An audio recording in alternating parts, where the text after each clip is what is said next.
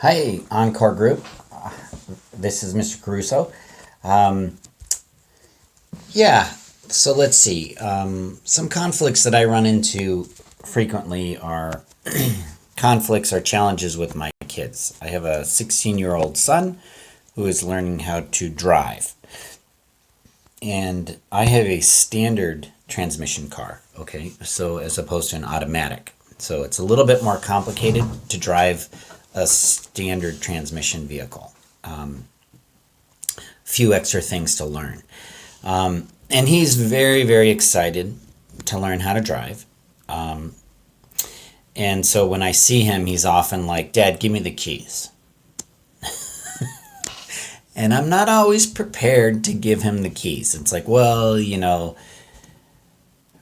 this is going to be kind of tricky backing out of this parking spot. Maybe I should do it for you, and then we'll go driving.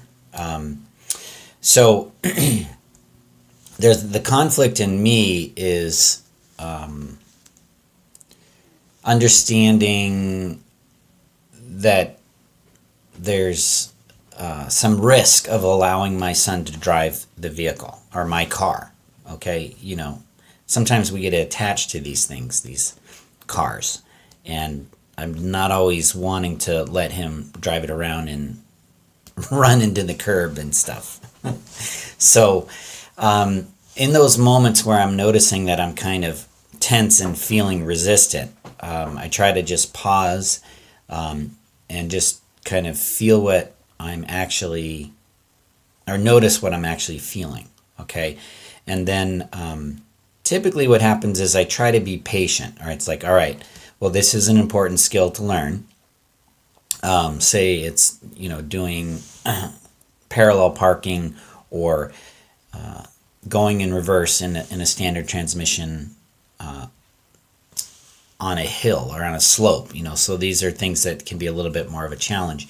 And just trying to be patient and communicate the problems that can arise with my son as he's learning, and allow for him to kind of give it a try. All right. And sometimes he'll give things a try and give up because it's like, oh, I can't deal with this because it's too difficult. And so I try to help him say, well, let's stick with it.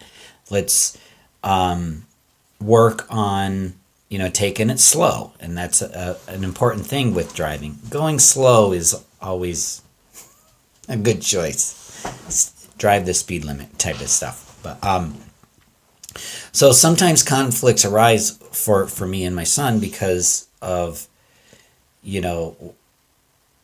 what I perceive as like impatience and hastiness. And what I'm also noticing in myself is kind of feeling protective over my car, which it's like, all right, got to remember it's only a car. And they, if he runs into something and dents the fender, it can be fixed. All right. And it's all part of the learning process. So, so I guess how I navigate through these is I feel better if I'm able to notice the response in my body, like the resistance that I'm feeling or the possessiveness and the protection of the car, and just giving that a moment before I say something that might sound hurtful to my son. So that might be an example of how I try to navigate through some of these challenges. Thanks, everybody.